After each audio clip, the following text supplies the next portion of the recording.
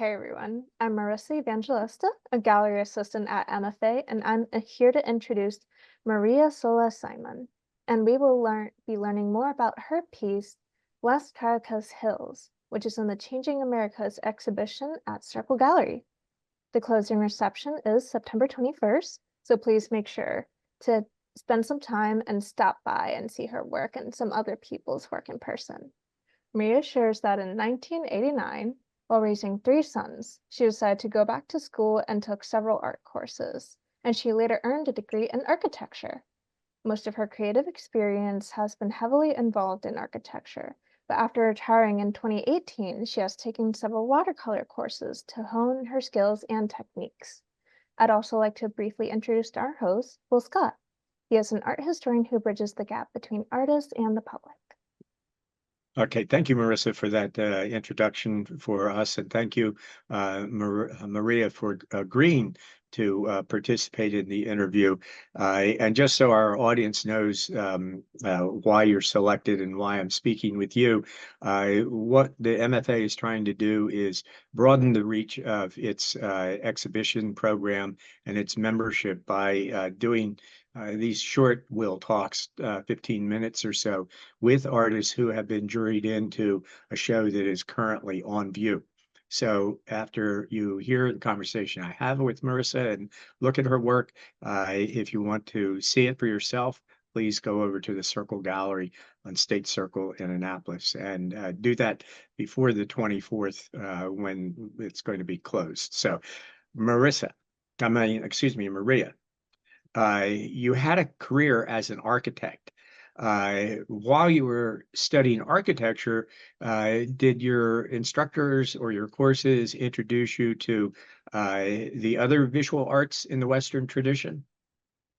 Yes, yes. That was part of the curriculum in my school to have history courses of architecture, history, art history. We had sketches with charcoal drawing during my courses on architecture. Mm-hmm. Well, the reason I ask you that is because your work in the exhibition, which is very colorful and vibrant and very energetic, is formally, to my quick analysis, it seems as though you first draw in black ink, I suppose, or black watercolor paint, the outlines of objects and then apply the color. Is that correct? Wrong. Okay, good. Well, good. We're here to clear that up. Yes, it's all the other way around. Really? I really paint by intuition. A lot of also my design in architecture, even though I had the background, I had some intuition. And I'm telling you, I was the oldest one in my school when I graduated, and I did really well. I was the first in my class in architecture. Oh, great. Congratulations. Maybe because I was older, so I felt more competitive. So in watercolors, I was very uptight at the beginning. And now to relax, sometimes I pick up some major colors that I absolutely love and just pour them in. And that was it. And then I would look at, think of something that what I felt like sketch. And I haven't done much of architecture because after my architecture, you're kind of, it's so much work. I never slept. I was always working late, getting up early. So I didn't really I just wanted to do watercolors. But once in a while, I get the itch. And in that kind of painting, after I have the watercolors dry, I took my black ink pen and I started to remember the hills of Venezuela. I actually was raised by nuns. I went to school with nuns in Venezuela, and we used to go to the hills to help the people to talk about Catholic religion. Yeah. So when you say that you grew up in that environment, was it in Caracas itself? Yes, I was in Caracas until my 20s, and then I got married to an American, and I came to New York. because that's where he lived. Mhm. But so I was in contact a lot with poor people. You know, you will go to these little shacks and they will offer you water on a can of soup. Mhm. And I remember being only like 12 years old and shaking, nervous, not trying not to be impolite, you know, Yes, polite. yes. So when I did that, I put a lot of emotion on it, kind of remember, you know, the tight little hallways and the ceiling, the tin ceiling, and that's it. Well, it sounds to me from what you've just said that you are really painting from a very personal and emotive sort of point of view. You're more expressing yourself on the watercolor paper and then developing it. It's not like you start with a specific subject and then try to construct an image that represents it or that represents the object that you're depicting, correct? Right, right.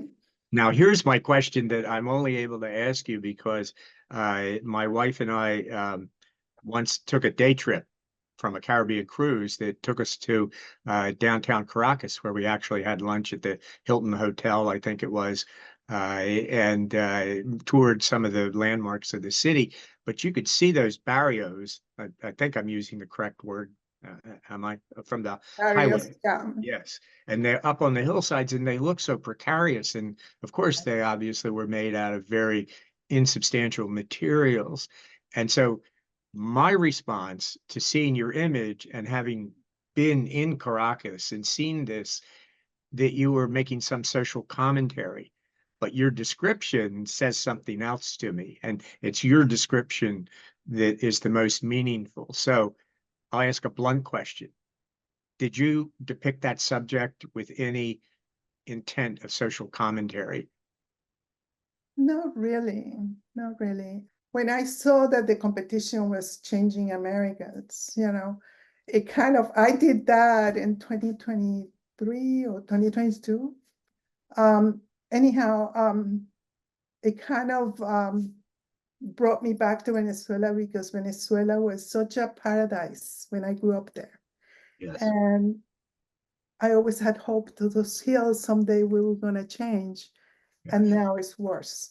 So I put a lot of memories and, you know, a lot of shadows and, you know, Yes. with Yes. feeling, so intuition of what I remember of, you know. And Hmm. I did another one similar with pouring colors. And then I started putting major buildings of DC. So you can see also a totally Yes. different, you Yeah. know, Yeah. feeling of Um, let's pause for a minute. And Marissa, can you put Maria's image from the show on the screen? Can you share the screen?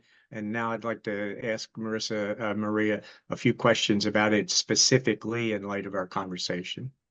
when you came to Caracas, you came through a tunnel because you don't go Hmm. up the mountains, you go through a tunnel to come to the Yes. valley. And on top of that tunnel, the amount of little ranchitos, we call them ranchos, ranchitos, small ranch, Yeah, Little Ranch. um, is so sad, you know? I'm just puzzled that you experience the valley and as you go east on Caracas, that's where I grew up. Uh-huh. There are some of those in some of the hills, but they're further out east that you don't leave looking at them. It's Yes. in that area when you come towards the west and center that you can One of see. the things that struck me about my experience of Caracas, and I think it's part of the reason I was drawn to your work, is that at least the way that we were bussed in, it's as you say, you come through the tunnel, and then it seemed that the barrios were all the way on the other side of the city. Com- Yes, Yes, and we were driven through the neighborhoods where we were surprised because we weren't accustomed to that here, where most of the finer houses had gates, had armed guards at oh, the entrance. had broken glass embedded into the cement across the top of the So you walls. can climb, yeah. Exactly. And so it made my wife and me both feel very intensely this idea that your society, the Venezuelan society, is very divided economically. You know, we were just seeing the wealthy right beside us, and then in the distance, these little barrios and the conditions not up close, but Yeah, you know, it's obvious that they're made out of bits of yeah. sheet metal and plywood and what have you.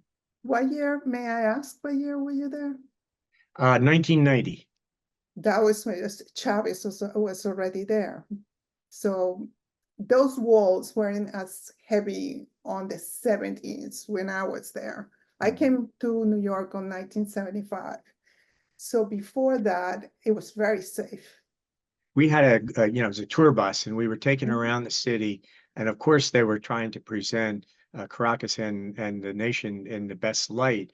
But he was a younger man who explained how the country was going through this transition. And I think if I were him and saw the number of armed men walking around, I don't think I would have been as uh, frank and straightforward as he was. But he made it very clear that there was this downward spiral that the country had entered Yes. under Maduro. So again, just from my personal experiences of your home nation and of Caracas, this work resonated with me simply by its title and its subject. But that's not what we're really here to talk about. We're not here to talk about my personal reaction, even if it was a strong positive one. What I'd like to ask you is a couple of things. And we don't have the images that we can refer to, but when I looked at your Instagram account, your work overall is very vibrant, very colorful.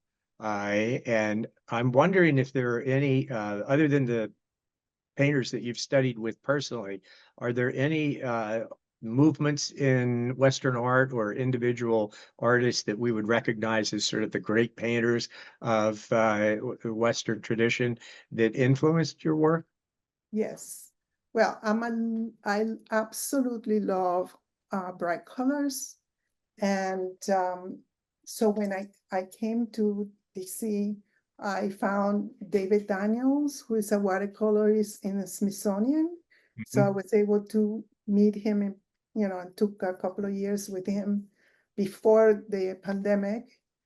And I always express that I love Matisse. Ah, there you Love go. I know it. The Rain, who is a Forbes. Yes. The reason is because I noticed something that my mom said to me. You paint. My mom was a painter in Caracas, and she said to me, you paint watercolors. I love oil and pastel. When you retire as an architect, you have time, you do watercolors because it's very difficult. And the one thing she said is you have to be careful with blacks, the darks. Yes. And my attitude was, okay, what color would give me the value of a black? And for me, it's the purple.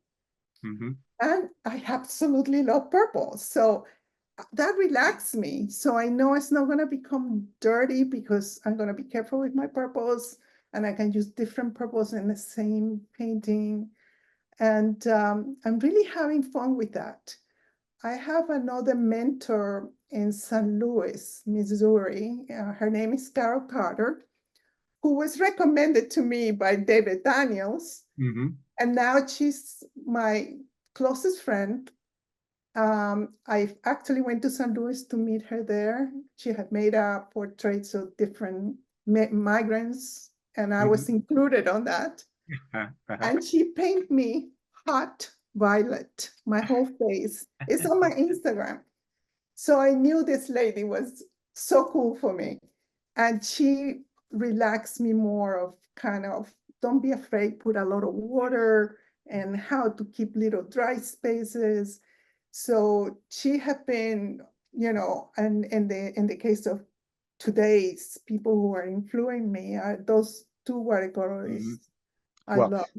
I am I'm very happy with myself, but I'm also very excited to have the interview reveal that you're interested in Matisse, because I was thinking as I looked at your Instagram, artists like Matisse, like the Fauves, like the German Expressionists, and even Marc Chagall, people who used color, well, and Paul Klee is another of the great modern masters that I think, he often painted in watercolor. He often has a linear structure, and he's painting in a very almost, well, not to wander off too far afield because we're not looking at Klee, but as you know, and Marissa and many of our listeners, viewers will know, is that he had his own sort of world on his canvases. And to a sense, I see you doing that. And the way you expressed yourself confirms to me, at least, that you are, with your art,